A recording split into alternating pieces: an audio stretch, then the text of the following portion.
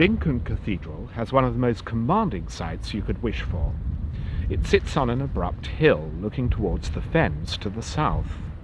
Today, the small city may seem miles from anywhere. There's no direct railway line from London. But Lincoln was settled in prehistoric times, and it marks the intersection of no fewer than 5 Roman roads. The narrow street that winds up to the cathedral is called Steep Hill, and has 2 of the very few surviving Norman houses in the whole country. William the Conqueror built Lincoln Castle 2 years after the conquest, and it served as a military base for keeping the north of England in order. Even the cathedral itself may have been fortified, though only a little of its original austerity survives at the west end. The rest of the building suffered some sort of disaster. It's said there was an earthquake. In 1192, the bishop, St. Hugh, started to rebuild. He died in 1200, and what we see today, all of it except the 3 magnificent towers, 1 huge central tower and 2 slimmer sisters at the west, all the rest is the result of a sustained program of building that lasted the greater part of the 13th century. It's the epitome of the early English Gothic style, and shows how that developed into the decorated style. The dedication is to the Blessed Virgin Mary, whose cult reached its climax during that period. Lincoln was never a monastic cathedral, so it has no enclosed precinct. Traffic passes within a few yards of the east end where I'm standing, yet it's surrounded by medieval buildings, including 3 gateways, the former bishop's palace and other official residences. Across the road there's a plaque marking where William Byrd lived when he was organist and choirmaster at Lincoln from 1563 to 1572. For me, Lincoln is the most gorgeous and the most imposing of all English cathedrals. It seems to express a vision that united people who collaborated across the ages to perfect it. And no other cathedral progresses quite as Lincoln does, growing more and more sumptuous from west to east. Thank you.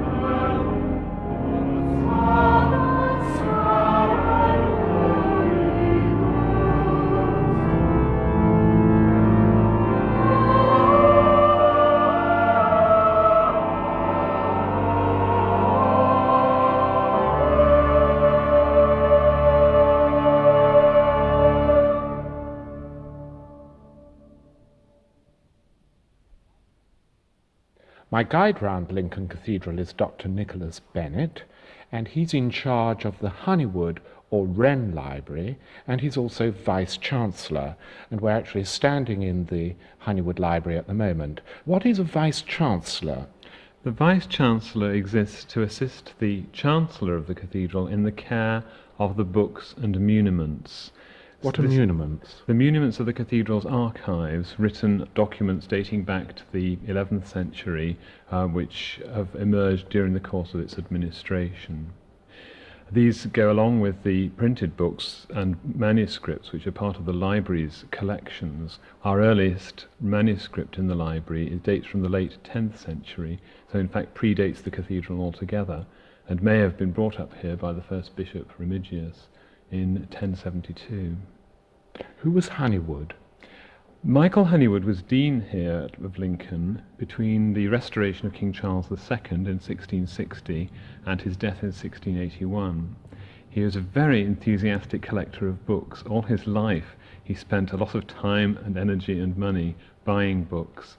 When he came to Lincoln, obviously the library was one of his key interests, but it wasn't for about 10 years that he was able to turn his attention to it. Obviously the Civil War had left major problems with the cathedral's fabric and its choral foundation that needed to be restarted. So it wasn't until 1674 that he commissioned Wren to design this new library that we're now standing in, which was later on filled with his own collection of books and manuscripts, which he bequeathed to the cathedral on his death. So these shelves that we see in the room here, filled with leather-bound volumes, printed works dating from, the earliest one is 1468, so from the very earliest years of the invention of printing, right up to 1800, which is the date after which we no longer call books early printed books. A wonderful collection, a wide variety of subjects. Dean Honeywood was very eclectic in his collecting, and so we have not only theology but history and literature, science, geography, travel, and a very important collection of contemporary pamphlets on the course of the Civil War and the period immediately following it. The building looks to me rather like a long gallery in a great house, and the bookshelves form only one wall, don't they? They're opposite the row of windows, and the cornice is quite elaborate, and it looks like simulated marble. That's right. The library was in fact restored in the 1980s. As you say, it's a very long room. It's built over the north side of the cloisters, so Wren was limited in the proportions he was given, and he endeavoured to make the most of what he'd been given by keeping all the shelves over to one side. During the restoration of the 1980s, to some extent the original decoration was uncovered, which we can see down at the east end of the room, slightly darker marbling. This is achieved by painting panels of wood, and while the paint's wet, going over it with a wax crayon dipped in turpentine to give it the veined look of a piece of marble. Uncovering the original was a very slow, painstaking job carried out for us by students from the Lincolnshire College of Art and Design. Obviously it wasn't possible to do the whole room, that would have taken more than 50 years. After doing the second bay, they started doing a reproduction using as far as possible the same methods and materials that their 17th century predecessors would have done. And that of course enabled them to finish the whole project in a mere 7 years, and we could get back to opening the library to the public once more. The effect is very light because of the white paintwork and a little bit of grey paintwork as well. And also all these windows are south facing, so that we get a lot of natural light coming in through here, making it a very pleasant place to work in.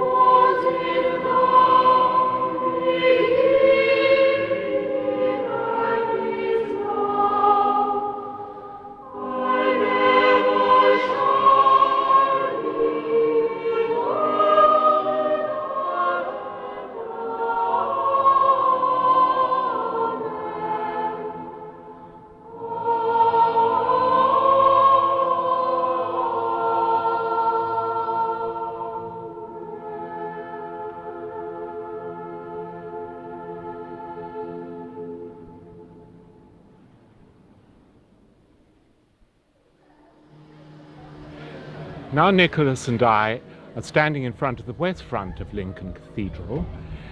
It's like an enormous screen with blind arcades, and above rise the two western towers, which are identical, and the screen itself is pierced by three enormous arches. The central one is much taller than the two each side. It's Gothic, it's pointed, and inside it is a perpendicular window, and below it what looks like a Norman door with a lot of zigzag ornament. And the two arches each side of the central one are lower, and they are Norman too. Yes, what we're seeing here is the original, last surviving fragment of the original Norman Cathedral of Lincoln. We come through the Exchequer Gate arch and we're confronted by what looks like an enormous cliff of honey-coloured limestone. And in the centre of this cliff is this Norman fragment, as you mentioned, with the round arches of the Norman period, and the whole thing's dominated by these three huge niches. Now this is all the work of Bishop Remigius, who transferred the See of Lincoln from Dorchester-on-Thames down in Oxfordshire up here to Lincoln itself, which was in the time of William the Conqueror one of the most vibrant commercial cities of the kingdom outside London. And here he came and he built this new cathedral, which a later medieval chronicler, Henry of Huntingdon, described as a beautiful building in a beautiful place and a strong building in a strong place. And this sense of strength is what we can still see today. Certainly this bit was still standing when they finally, the rebuilding of the cathedral, which started in the late 12th century following the earthquake of 1185 and the collapse of Remigius's building. When it reached this west end, they left this bit still standing. Maybe they wanted to retain this last fragment of Remigius's building and just make it slightly grander by encasing it in this surrounding early English facade. And the northern and southern extremities are more extreme than the aisles. And each one is crowned by these pinnacles. On the southern one there is St. Hugh, great 12th century bishop, and on the northern one, this figure of the swineherd of Stow, the legendary character who is supposed to have given his life savings to St. Hugh to help pay for the building of the new cathedral. We've been hearing a lot of noise while we've been talking, and we can't see all the building because of the conservation work going on at the moment. What are they doing exactly, Nicholas? Well, this is an ongoing programme which has been in progress for the last 7 years or so. You can see on the southern half of the facade the work they've now completed with repointing the medieval stonework and cleaning it. So they're now going to work on the northern side, and that's in progress at the moment, as we can hear. At the same time, there's major conservation work going on our celebrated Romanesque frieze, mid-12th century carvings just above the level of the western doorways. These scenes represent Old Testament stories and New Testament stories, the expulsion from paradise, Cain and Abel, the story of Noah, Daniel in the lion's den, and moving on to the New Testament, the parable of Dives and Lazarus, and the harrowing of hell. They're a magnificent gallery of mid-12th century art, and sadly, with the problems we have with acid rain and so on, they are now in a very fragile condition, and expert work is going on them all the time, and some of the restored panels are currently on display at the east end of the cathedral inside, where you can now, after centuries, have an opportunity to see them really close to and appreciate their magnificence.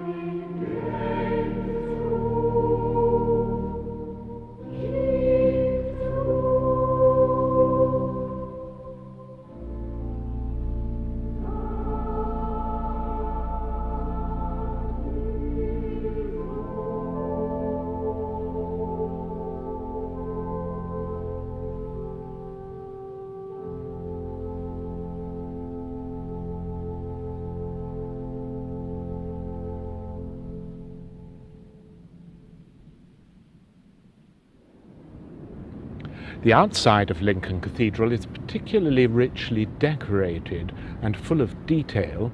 Now Nicholas and I are walking along the south front towards the main transept, and this has an extraordinary sort of porch. What is that called, Nicholas? This is the Galilee porch. It was added on as an extra afterthought, if you like, to the west side of the great south transept. And of course the reason for it is that this was the way in for the bishop of the diocese. If he was staying at his palace, which is just behind the wall, was standing underneath, he would come up through here, and this would be his ceremonial entrance into the cathedral.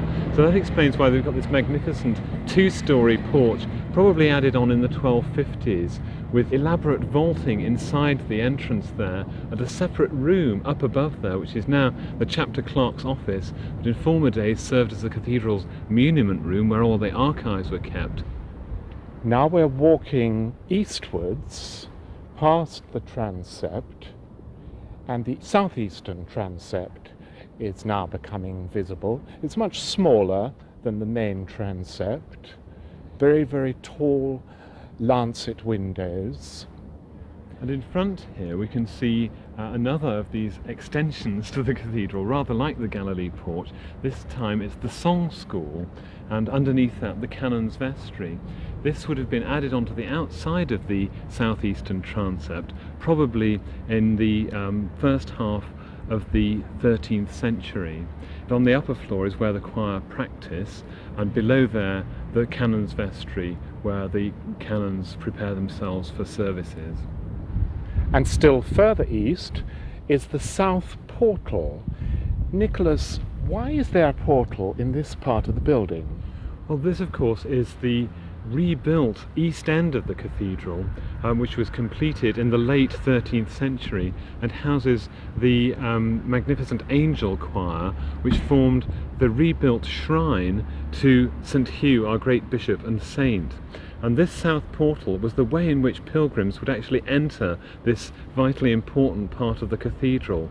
Pilgrims would come from all over the country to visit the shrine of St. Hugh, hoping for a cure or some sort of a miracle. And so above the twin doorways there we can see this wonderful figure of the Last Judgment, a common theme in pilgrimage churches, to put the pilgrims in mind of the four last things: death, judgment, heaven and hell. So in the centre there you see Christ on the throne of judgment, surrounded by sensing angels. On his right you can see the blessed rising up out of their graves. You can even see their grave clothes they're carrying with them, and then in a wonderful way being encouraged by some of these angels who are actually looking over their shoulder saying, "Come on, you're all right."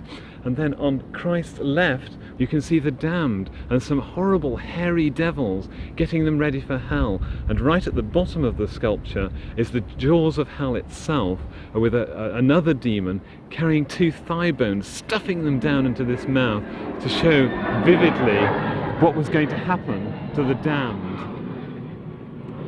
And then of course the pilgrims would go in through that door into the angel choir itself, which was the earthly representation of the celestial bliss they hoped to achieve in due course.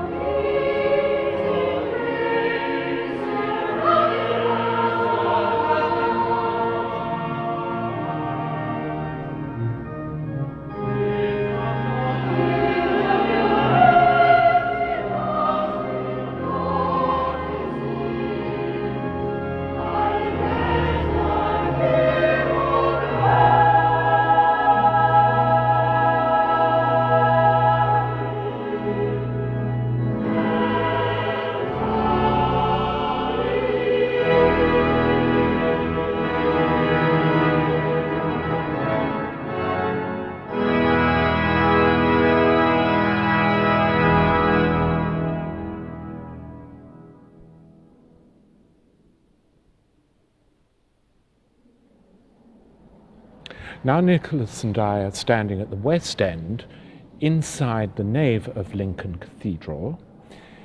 The effect is immense, really. Yes, we have a really wonderful sense as we come in here of lightness and space, which is in fact deceptive because the height of the central vault is only 80 feet. And so it's all a matter of proportion. The way the piers are widely spaced and the use of Purbeck marble in association with the local limestone. And then above there we have the triforium, and above that the clerestory, and over the top this wonderful vaulted roof which gives the impression of palm branches stretching out above our heads. Was it ever painted? Because I can see a little bit of decoration surviving in the middle. That's right, there must have been wonderful painting on the stonework in the Middle Ages, which would have made it so much more decorative, so much more colourful. Even today, with this 19th century stained glass in the nave windows, we get wonderful effects of colour when the sun is shining through, purples, reds, and so on. At the far end we can see, as almost as a focal point, the organ on top of the screen, and this organ case of course is much later, it's 1826, but this is an example of how the cathedral has been very lucky in the work of the architects of the 18th and 19th centuries who were so sensitive to what had gone before. Their work fits in beautifully. This was designed by a local man, Edward James Wilson, who was a cathedral architect but also a Roman Catholic and a collaborator of both the younger and elder Pugins, so an important figure in the 19th century Gothic revival. And the woodwork of the organ case, which is very dark wood, seems to blend in with the rest of the style of the cathedral, with the gold pipes against it, looking very striking as well. One thing that strikes me about the nave is that it's not terribly long. There are only 7 bays, and it's not completely regular. The 2 western bays are actually narrower than the others, and you can test that by looking up at the 2nd floor, the triforium level, where you can see there are only 4 arches, 4 small arches to each bay, whereas there are 6 further east. One of the reasons for this may be that they had taken the decision to leave the Norman west front in situ, and therefore they had to scale down their proportions as they approached that surviving part of the earlier building. Now we can turn round and look at this immensely impressive, almost black, squat font. It almost looks like a toad, if it isn't sacrilegious to say so. Yes, this is one of a number of these Tournai marble fonts, as they're known, from Tournai in Belgium, and they date from the middle of the 12th century, and this is associated with the work of Bishop Alexander. Now he was before St. Hugh. That's right, yes, he died in 1148. And our Tournai marble font is carved with these fantastical figures of griffins and dragons, symbolising relatively the good and evil forces in life, a very appropriate symbolism for the ceremony of baptism.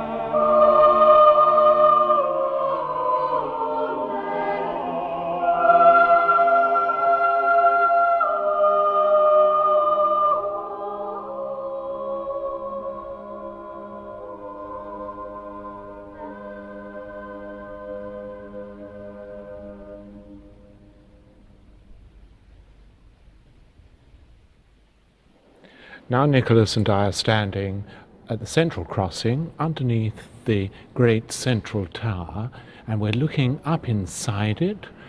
There's a very striking sort of diaper pattern, triangular carved pattern, between the actual arches of the main crossing, and then above there are two tiers of arcades, and windows seem to pierce only the upper tier, Nicholas. Well, what we're seeing here is basically the tower as it was built when this part of the cathedral was being constructed during the 13th century. But later on, in the early 14th century, the tower was raised again, and it reached a height of some 240 feet, and on top of it was placed a great spire which doubled the height of the tower to some 500 feet, the tallest building in Europe at the time. This spire blew down in 1549, but it's not very well known that the whole central tower came very close to being destroyed some years earlier in 1516, when 5 of the poor clerks, the very junior members of the choir, went up there with torches looking for pigeons, which then, as now, infested the cathedral, to supplement their meagre diet, and their torches started a fire which came very close to destroying the central tower, but fortunately was put out before it had spread too far to cause any great damage. As we look up inside the central tower, we get an overwhelming impression of height. It's 120 feet from the floor here up to the top of the vault, and we can see this wonderful geometric pattern, the kind of diagram you might have drawn in your geometry book at school, with a square in the middle crossed by diagonal vaults, and then that square is diagonally placed inside another square, and that in turn is diagonally placed inside the square of the tower itself. And the great or main transept of Lincoln Cathedral is quite long. Each side is 4 bays. The striking thing about them is there are many irregularities in the arcading. But the most famous thing, perhaps, is the 2 enormous rose windows. In the north transept, the rose window is known as the Dean's Eye, and it's a remarkable example of early 13th century plate tracery, where the holes for the windows are actually cut into the stone. And this window contains some of the earliest surviving stained glass in the cathedral from the early 13th century. At the moment, it's been removed for conservation, but when it's replaced, we'll be able to see it once again in all its glory. The main theme is that of the Last Judgment, but it also includes scenes from the life of the Virgin Mary and a scene of particular interest to us here in Lincoln, that of the funeral of St. Hugh in 1200. Now, this Dean's Eye was so called because the dean of the cathedral had his residence on the north side of the cathedral, and it was placed there to combat the evil influence of the devil, which was thought to come from the north. In contrast, if we turn round and look to the south, we see the bishop's eye. The bishop, of course, had his palace on the south side of the cathedral. That was the side of light, the side from which the Holy Spirit could enter the cathedral. Now, the window, as known as the bishop's eye, is actually later than the dean's eye. This was put in the 14th century, sometime around 1330, and it's a beautiful example of the tracery of that period. It's almost like 2 enormous leaves placed side by side inside this circular pattern. The character of the tracery in the bishop's eye is much more delicate, much more flowing curves, and the whole is surrounded by an arch of beautifully delicate filigree work. The glass inside the bishop's eye is a resetting of fragments of medieval glass from all over the cathedral, but in the lancets below we can see some more of the medieval glass of the cathedral, showing scenes from the life of St. Nicholas, and a particularly engaging portrayal of King David in the scene from the Bible where he is feigning madness, and the artist has shown him clad in red stockings dancing on his hands.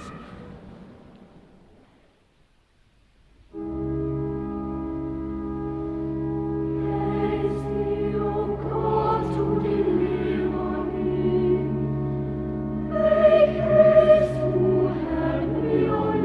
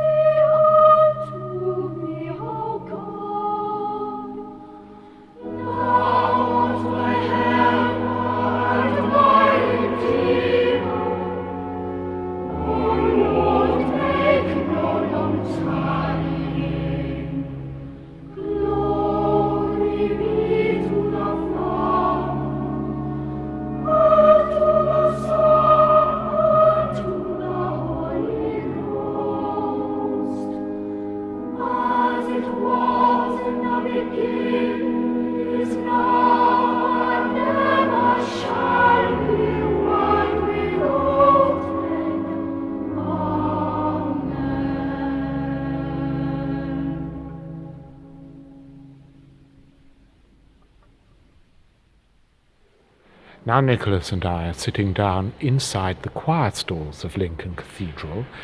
They're made of very dark wood, and the back row of stalls has very, very elaborate carved canopies and spires with figures. They look a bit too good to be true, to be really medieval, Nicholas. That's right, they were heavily restored in the 19th century, but the basic format is that of the second half of the 14th century. The stalls along the back row were for the canons of the cathedral. They are the stalls of the prima forma, of the first form, and they would be either for the canons themselves or their deputies, the priest vicars. Below them, the next tier down, were the junior vicars, and they are still used today by the lay vicars in the choir. And then right at the bottom, the seats of the third form, which were used then as now for the choristers of the choir. So if you come in here on St. Hugh's Day in November each year, which is the day when the greater chapter of the cathedral all get together to meet, you'll see this medieval hierarchy still in action today. And even lower than the choristers, I noticed at evensong you have probationers. Yes, the probationers of the choir sit separately until they're sufficiently skillful to join the choir and take their full part in the services. Nicholas, most people are attracted to the stalls in Lincoln Cathedral because of the seats, the misericords. Why are they called misericords? Well, the word comes from the Latin misericordia, or mercy, and the idea is that as the seat was tipped up, a little ledge was provided that the canon could lean his bottom on during long parts of the service where he was having to stand up, and the underneaths of the seats were elaborately carved with all sorts of different scenes of life in the Middle Ages, and they really show the way in which the medieval carvers were able to encompass scenes from the religious, the natural world and the legendary world that made up the medieval worldview. Now, Nicholas, can we look up? And I need your help, because I really can't quite put my finger on what it is that makes the vault so strange. These vaults in the choir of the cathedral were described by the architectural historian Paul Frankel as the crazy vaults of Lincoln, and this name has stuck.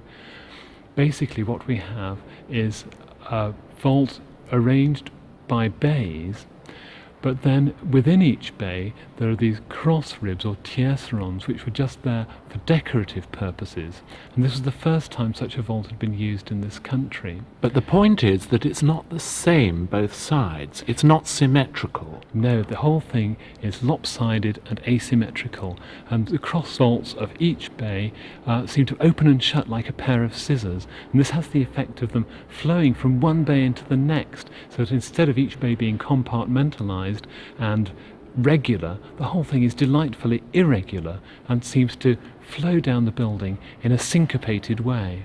It's a very exciting device, and one which was never repeated anywhere else.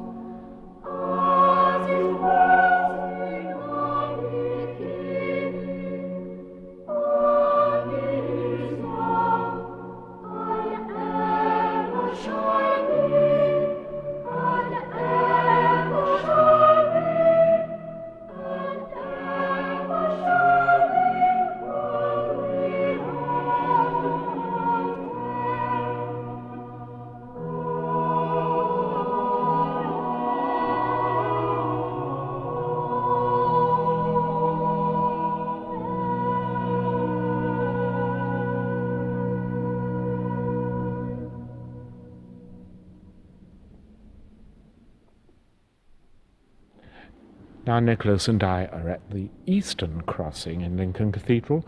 What went on here, Nicholas? We're standing just in front of the sanctuary where the high altar is situated, and this of course is the most holy part of the cathedral.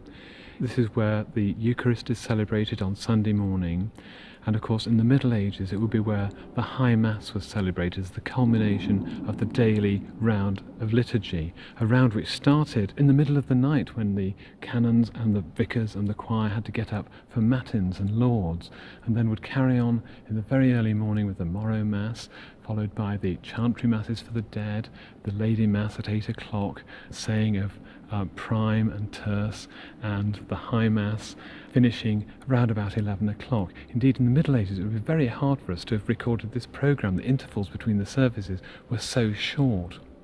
The eastern transept itself is full of irregularities each side, and the eastern transept on the north side is, as it were, subdivided, because they've left an intervening wall which creates a space at triforium level. Yes, it's a kind of two-storey bay of the transept with a single ground floor level area and then a roof into which we can see through the pierced openings of the windows. I think what happened was that the outer bay of each transept of this eastern wing of the cathedral was originally just single-storey. And later, in the 13th century, the next generation of building in the cathedral, they were each raised to two-storey height. And it's thought that this was associated with two important shrines in the cathedral. First of all, on the north side, at the original resting place of St. Hugh, which was being enlarged at that time, immediately prior to the building of the angel choir. And then on the south side, the raising of that bay of the transept is perhaps associated with the shrine of Robert Grosseteste, Bishop of Lincoln, who died in 1253.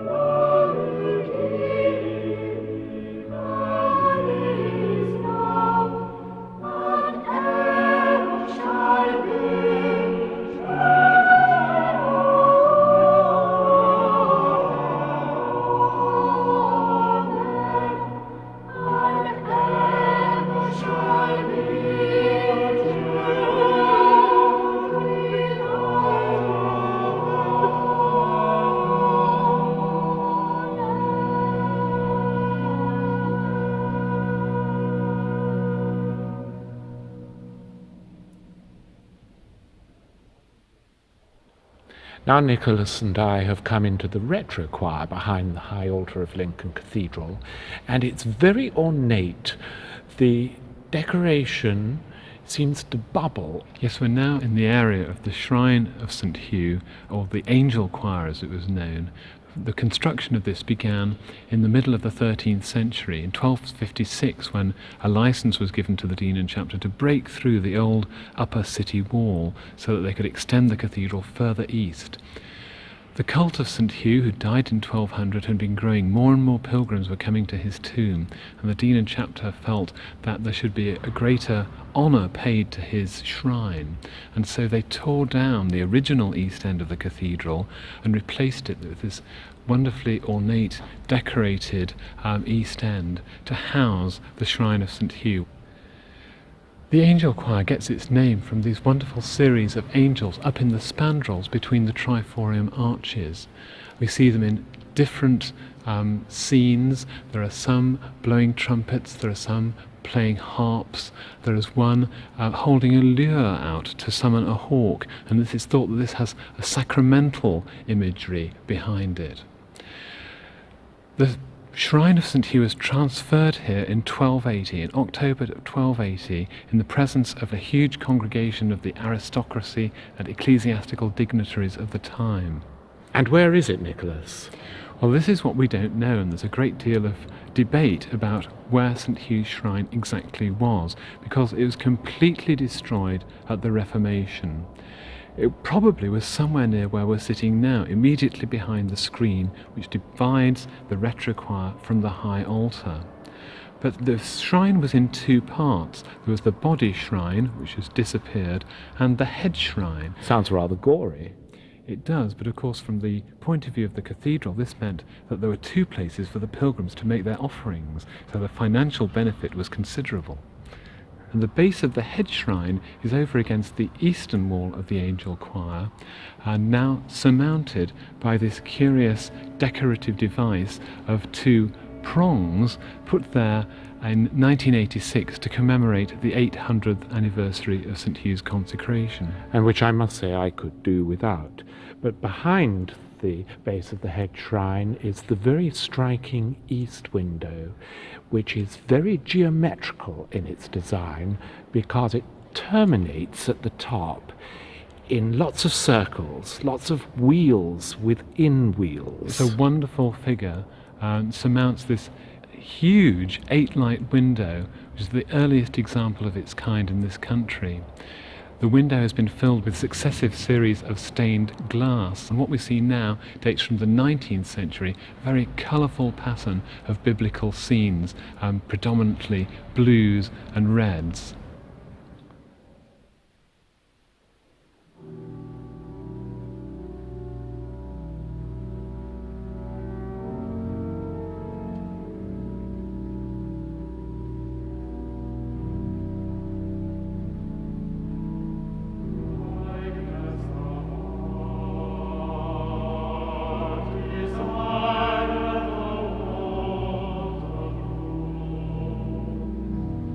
Oh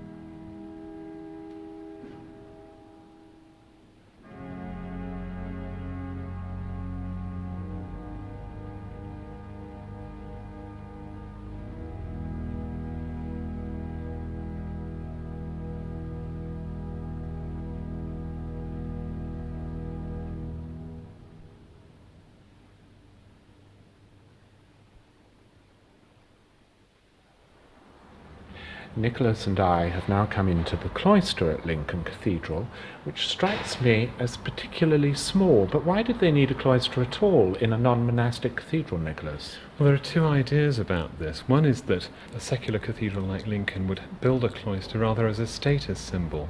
This cloister was built in the 1290s. Salisbury's cloister had been built something like the 1260s, so it may have been that they thought, Salisbury have got a cloister, we'd better have one as well. On the other hand, there is the argument that clerks in a secular foundation like Lincoln just as much needed somewhere for exercise and study, the basic purpose of a cloister, as their monastic counterparts in the intervals of a very long liturgical day. But they did this one slightly on the cheap because it has a wooden vault.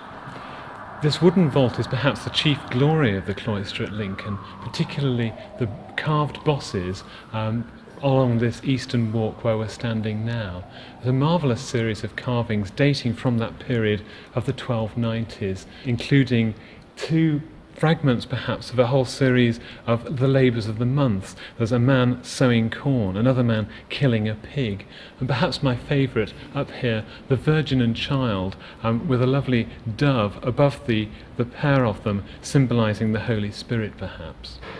And one side of the cloister, the north side, is taken up by Wren's Library, where we started, and it looks very much like something you'd see in Florence with that arched colonnade. It's a beautiful Italianate feature, and of course complete contrast to the other three sides of the cloisters, which so offended the Victorian lovers of Gothic that they proposed to take it down and rebuild it somewhere else so they could make all the sides of the cloisters matched. This was a serious suggestion made about 100 years ago, but fortunately for us it was never carried out. Now let's go through this doorway here. It's a decorated doorway with two openings, and just one of which on the right-hand side is open for us. And we come through here into the chapter house. This part we're now standing in forms a kind of vestibule to the main part of the building. And it continues the style of the main cathedral. Yes, this was built in the first half of the 13th century, and it's a very good example of the polygonal chapter house with a central pillar, where we can see some of these fluted columns of Purbeck marble leading up to these wonderful ribs going out in a fan-like manner to form the roof. And all around the polygonal walls are these arcades which represent the seating for the whole of the greater chapter. In the Middle Ages there would have been 58 canons of Lincoln, one of the largest secular foundations in the country. Each side of the polygon has two lancet windows with stained glass, and they have all kinds of pictures which seem to be telling a story. Yes, these windows, which were put in the 19th century, depict scenes from the history of Lincoln Cathedral, beginning with Bishop Remigius and going through the Middle Ages, the Reformation, right through to the end of the 18th century with the visit of John Wesley to Lincoln. And if you see, interestingly, the last of these lancets is still filled with clear glass, and sometimes we like to wonder among ourselves what scenes from the last 200 years of Lincoln Cathedral's history would we put in that window.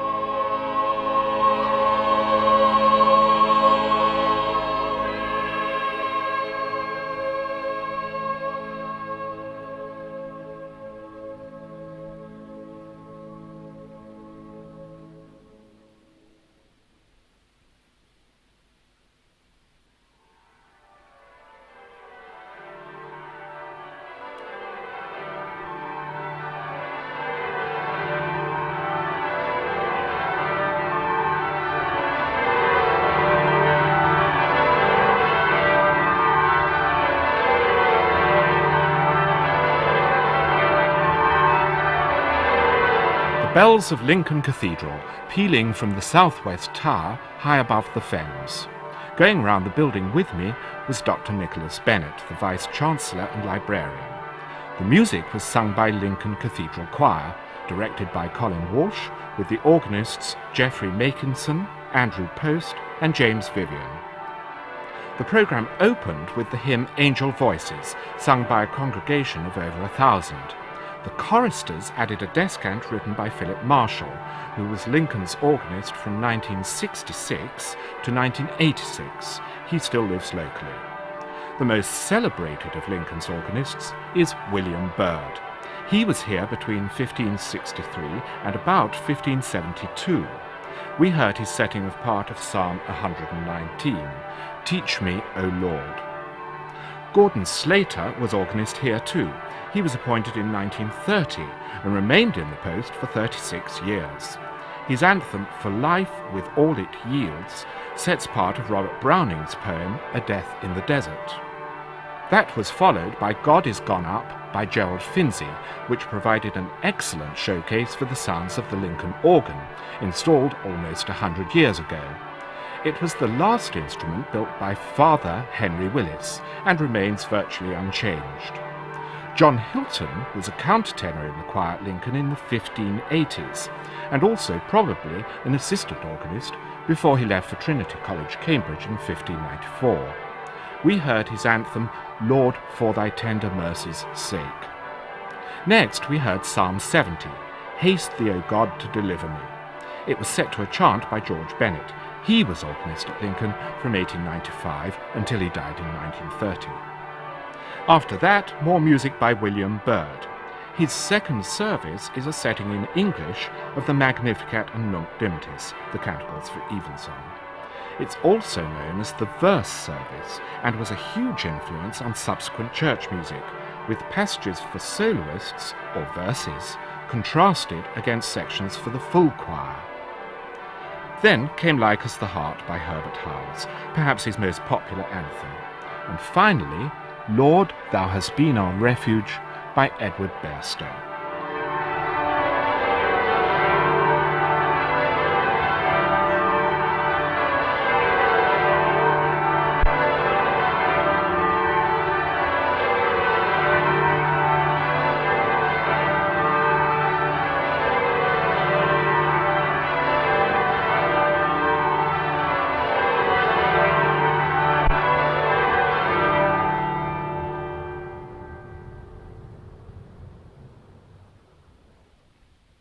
Choral Foundations was presented by Adrian Jack, and the producer was Tim Thorne. Well, next week Adrian Jack visits Wells Cathedral in the company of Francis Neal, the cathedral's archivist.